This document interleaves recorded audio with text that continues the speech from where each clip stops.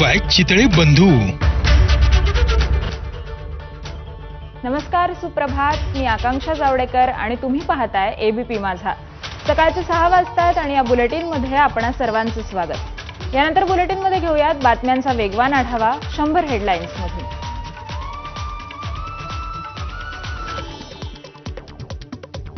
आत्महत्येच्या 5 ते 6 दिवस सतत हगवणेंकडून वैष्णवीला मारहाण. अनिल कसपटेंचा हगवणे कुटुंबियांवर गंभीर आरोप. वैष्णवीच्या चारित्र्यावर शिंतोडे उडवू नका, कसपटेंना अश्रू अनावर.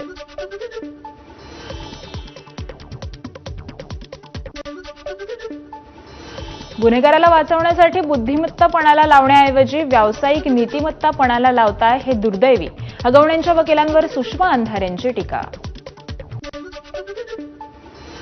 वैष्णवी मृत्यू प्रकरणी सरकारी वकील म्हणून आर कावेडी यांची नियुक्ती. कसपटे कुटुंबियांनी राज्य सरकारकडे केली होती कावेडी यांची मागणी. हगवणेंकडे हुंड्यात दिलेली एकमेव फॉर्च्युनर कार. काल कोर्टात हगवणेंच्या वकिलांनी 5 कोटींच्या गाड्या असल्याचा दावा वैष्णवीचे वडील अनिल कसपटे यांनी खोडून काढला. वैष्णवी हुंडाबळी प्रकरणात निलेश चव्हाणही सहभागी. अनिल कसपटे यांचा गंभीर आरोप.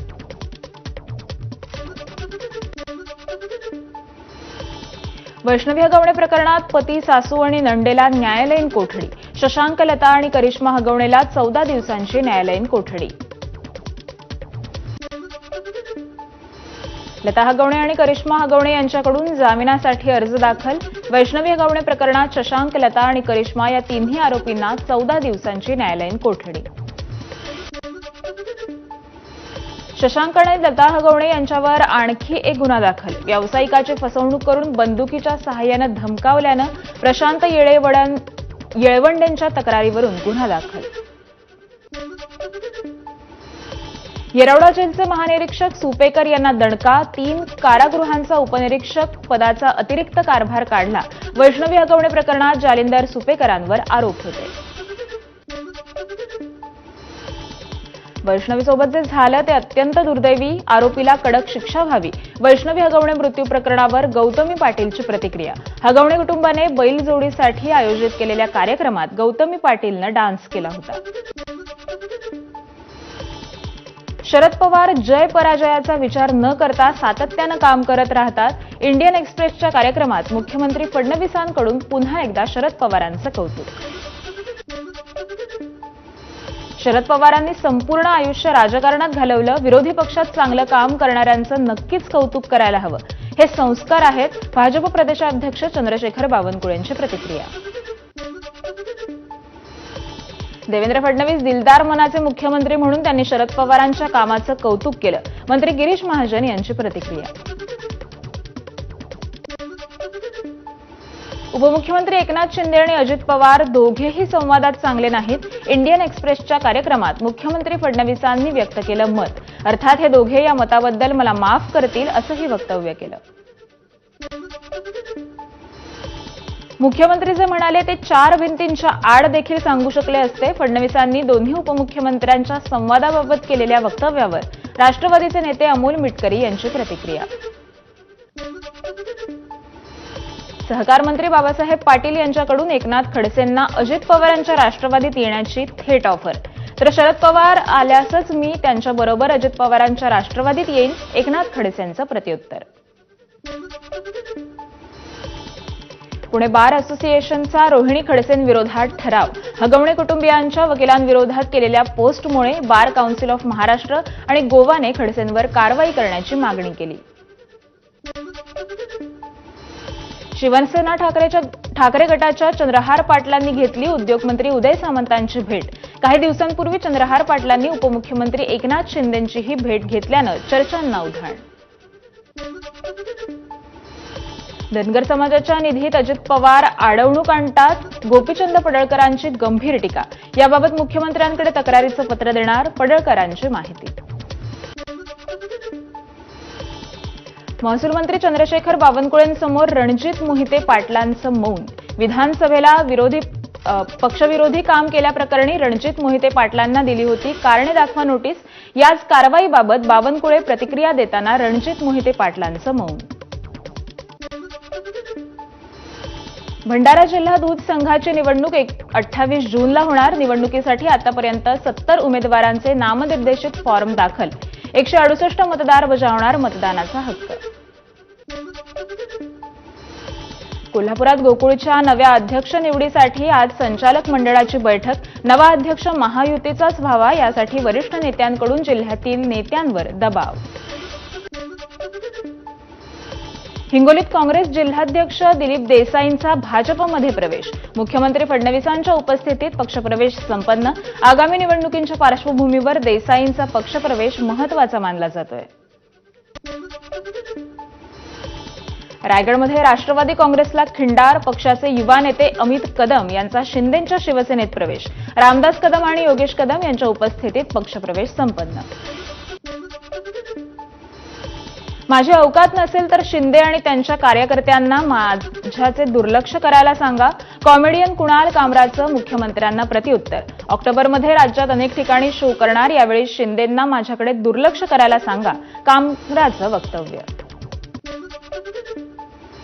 ससून रुग्णालयाचे माजी वैद्यकीय अधीक्षक अजय तावरेंच्या पोलीस कोठडीत वाढ. 2022 मध्ये किडनी रॅकेट प्रकरणी अजय तावरे पोलिसांनी घेतलं होतं ताब्यात. तर पोर्शे प्रकरणात रक्ताच्या नमुन्यांची फेरफार करण्यातही डॉक्टर अजय कावरेंचा सहभाग होता. महाराष्ट्रात 2024-25 मध्ये देखील विक्रमी परकीय गुंतवणूक. गेल्या आर्थिक वर्षात राज्यात 1.65 लाख कोटींचा एफडीआय.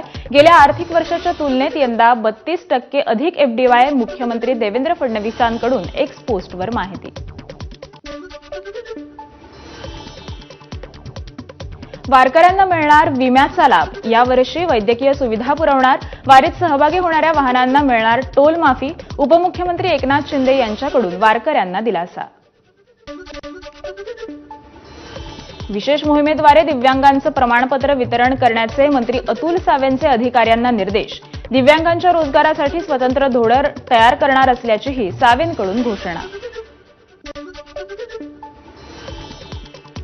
1 जूनपासून ई फाईलची सक्ती. 1 जूनपासून कागदी फाईल स्वीकारण्यास मनाई. महाराष्ट्र शासनाचा महत्त्वाचे आदेश. यावेळी फाईल हरवणं आणि जाळण्याचे प्रकार बंद होणार. तर फाईली गायब होण्याचे प्रकार देखील थांबणार आहेत.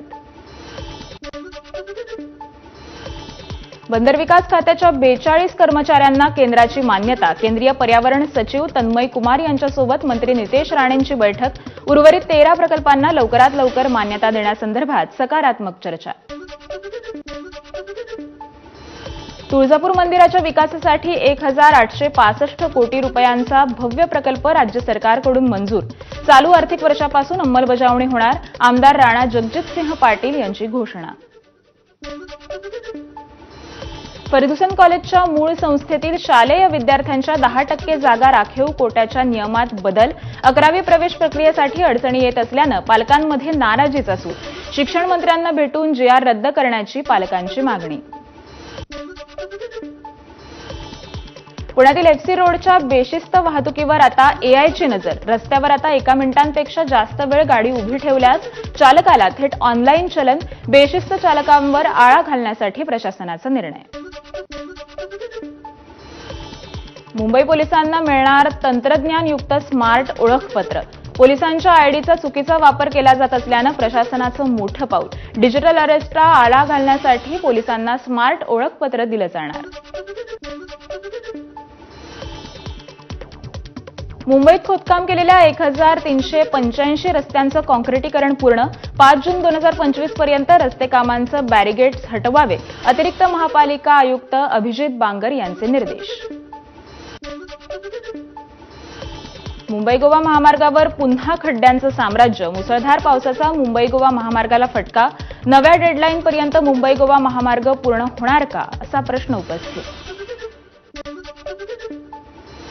उस्मानाबाद रेल्वे स्थानकाचं नाव अखेर धाराशिव रेल्वे स्थानक. रेल्वे स्थानकाबाहेर आता धाराशिव रेल्वे स्थानक उल्लेख असलेला बोर्ड लावण्यात आलाय. नागपूर महानगरपालिकेची खुर्ची चोरीला. आरटीपीएस ते माटे चौक दरम्यानच्या रस्त्यावर घडली घटना. संपूर्ण प्रकार सीसीटीव्हीत कैद. कामाच्या वेळेत कर्मचारी सिनेमा बघत असतानाचा व्हिडिओ व्हायरल. नागपूरच्या तहसील कार्यालयाच्या सेतू केंद्रावरील प्रकार. दोषी कर्मचाऱ्यांवर कारवाई करण्याची नागरिकांची मागणी. महाराजांचा इतिहास 68 शब्दांमध्ये बसवून मराठ्यांचा अपमान. सीबीएसई बोर्डानं केलेल्या चुका तातडीनं दुरुस्त कराव्या, अन्यथा तीव्र आंदोलन करू. मराठा क्रांती मोर्चाचे समन्वयक सचिन आडेकरांचा इशारा. सोलापूरच्या पनाश इमारत भ्रष्टाचार प्रकरण. मनपा आयुक्तांकडून 11 आजी-माजी अधिकाऱ्यांना नोटीस. परवाना देताना कोट्यवधींचा भ्रष्टाचार केल्याचा आरोप. 3 महिन्यांचा कालावधी उलटूनही आरोपी का सापडत नाहीत? पोलीस आयुक्तांना महादेव मुंडेंच्या पत्नी ज्ञानेश्वरी मुंडेंचा सवाल. आता न्यायासाठी आत्मदहन करणार ज्ञानेश्वरी मुंडेंचा सरकारला इशारा.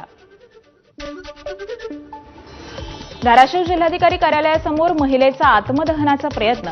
पतीनं दुसरं लग्न केलं म्हणून आणि पोलीस पैसे घेऊन पतीला मदत करत असल्याचा महिलेचा आरोप. भर पावसात पोलीस आणि महिलेमध्ये झटापट. साताऱ्यातील खेडमध्ये जिल्हाधिकारी कार्यालयासमोर ग्रामस्थांचं अर्धनग्न आंदोलन. मागासवर्गीय वस्तीसाठीचा निधी वनवासवाडीच्या कामांसाठी वळवला. सातारा गट विकास अधिकाऱ्यांवर कारवाईची मागणी. वर्धा जिल्हाधिकारी कार्यालयासमोर सेवा संरक्षित कर्मचाऱ्यांची निदर्शनं. अनुसूचित जमातीच्या रिक्त जागांवर आणि सेवा संरक्षित कर्मचाऱ्यांना पदोन्नती, अनुकंपा लाभ देण्याची आंदोलकांची मागणी. पाणंद रस्त्याच्या दुरुस्तीसाठी शेतकऱ्यांचं आमरण उपोषण. पावसाळ्यात चिखलानं माखणाऱ्या पाणंद रस्त्यावर सिमेंटीकरणाची मागणी. भंडाऱ्याच्या लाखांदुरातील आंदोलनानं प्रशासनात खळबळ. रायगडच्या पेण शहरात बनावट पनीरचं रॅकेट उघड. मनसेकडून घटनेची पोलखोल. गोदावरी परिसरातील एका गोडाऊनमध्ये अन्न औषध प्रशासन आणि पोलिसांच्या संयुक्त छापेमारी मोठा साठा जप्त करण्यात आला. सिंहगड किल्ला आजही पर्यटकांसाठी राहणार बंद. अतिक्रमण हटवण्याचं काम पूर्ण न झाल्यानं किल्ला बंद राहणार. आपत्ती निवारणाच्या शासकीय पाहणी दौऱ्याच्या अनुषंगानं किल्ला बंद ठेवण्यात येणार. पुण्याच्या सिंहगडावरील अतिक्रमण हटवावं. वनविभाग आणि प्रशासनाची संयुक्त कारवाई. राज्यातील सर्व गडकिल्ल्यांवरील अतिक्रमण 31 मे पूर्वी काढण्याच्या राज्य सरकारने दिल्या होत्या सूचना. अमरावतीतील अचलपूर फिनले मिल कामगारांच्या आंदोलनावर अखेर तोडगा. आमदार प्रवीण तायडे आणि फिनले मिल प्रशासन यांच्यात बैठक. फिनले मिल प्रशासनाने कामगारांच्या मागण्या मान्य करण्याचे लेखी पत्र दिल्यानंतर आंदोलन मागे. बीडच्या आष्टी तालुक्यात सततच्या पावसाने रस्ते चिखलमय. शेती वस्तीपर्यंत पोहोचण्यासाठी रस्ता नसल्यानं महिला प्रस्तुतीसाठी बाजेवरच टाकून आणलं. टाकळी अमिया येथील ससाणे वस्तीतील प्रकार. बीडच्या पवनचक्की प्रकल्पावर सुरक्षा रक्षकाच्या गोळीबारात तरुणाचा मृत्यू. सुरक्षा रक्षकाकडून आत्मसंरक्षणासाठी गोळीबार, मग पाठीमागून गोळी का झाडली? तरुणाच्या कुटुंबियांकडून संशय व्यक्त करत गंभीर आरोप. न्याय मिळाला नाही तर आत्मदहनाचाही इशारा दिला. देशभरात कोरोना विषाणूच्या सक्रिय रुग्णांची संख्या वाढतीच. महाराष्ट्रात सक्रिय रुग्णांची संख्या 425 वर पोहोचली आहे. सक्रिय रुग्णांपैकी 379 रुग्ण एकट्या मुंबईत आहेत. कल्याण डोंबिवलीत कोरोनाचे 10 रुग्ण, दोघांचा मृत्यू तर 4 जणांवर उपचार सुरू. तर 3 रुग्णांवर उपचार करून त्यांना घरी सोडण्यात आले. कोरोनाला नागरिकांनी घाबरून जाऊ नये. आजारी असणाऱ्यांनी अधिक काळजी घ्यावी. आरोग्यमंत्री प्रकाश आंबेडकर यांचे नागरिकांना आवाहन. एबीपी माझाच्या बातमीचा इम्पॅक्ट. बीडच्या आष्टीतील दरेकर कुटुंबाला अनेकांची मदत. शिक्षक बाळासाहेब पवारांकडून दरेकर कुटुंबियातील चिमुकल्यांसाठी शालेय साहित्याची मदत. पावसामुळे दरेकर यांच्या शेतीतील कांद्याचं नुकसान झालं होतं. नागपूर जिल्ह्यातील नरखेड आणि काटोल तालुक्यात वादळी वाऱ्यासह पाऊस. मुसळधार पावसानं संत्रा उत्पादक शेतकऱ्यांचं प्रचंड नुकसान.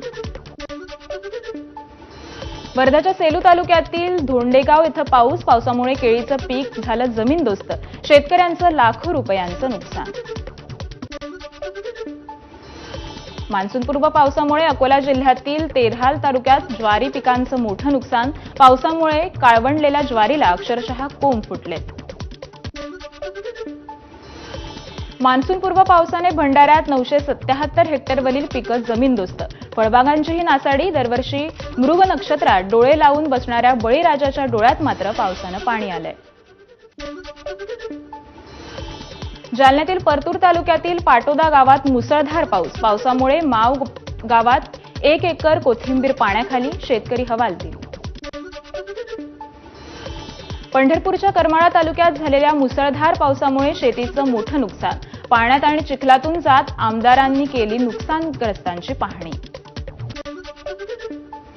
बीडच्या आष्टी तालुक्यात पावसामुळे शेतकऱ्यांचं मोठं नुकसान. वर्षभर जपलेली आंब्याची बाग सततच्या पावसानं उद्ध्वस्त झाल्यानं वयोवृद्ध महिला शेतकऱ्यांनी फोडला टाहो.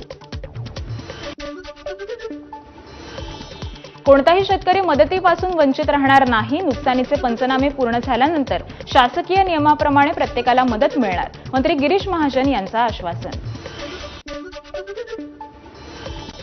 बीडच्या धारूर तालुक्यात पावसाची दमदार हजेरी. पावसानं ओढ्याच्या बाजूला असलेल्या शेतात पाणी घुसल्यानं शेतीचं मात्र प्रचंड नुकसान. यवतमाळमध्ये मान्सूनपूर्व पावसाचा 2200 हेक्टरला फटका. 325 गावातील 3000 शेतकरी बाधित. शेतकऱ्यांना रब्बीतील नुकसानीची मदत मिळालेली नाही. अशातच आता शेतकऱ्यांवर पुन्हा संकट. मेळघाटमधल्या वन्यजीवांचं अद्भुत सौंदर्य. सातपुडा पर्वतरांगांच्या कुशीत वसलेल्या मेळघाटातील वन्यजीवांचं अद्भुत सौंदर्य खास एबीपी माझाच्या प्रेक्षकांसाठी. नांदेड, हिंगोली आणि यवतमाळ जिल्ह्यात सातत्यानं बरसलेल्या पावसामुळे पैनगंगा नदीवरचा सहस्रकुंड धबधबा प्रवाहित. नयनरम्य धबधबा पाहण्यासाठी पर्यटकांची गर्दी.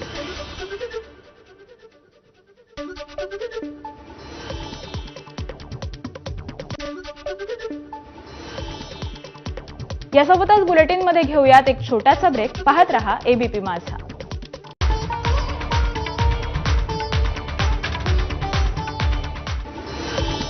पुणे बार असोसिएशनचा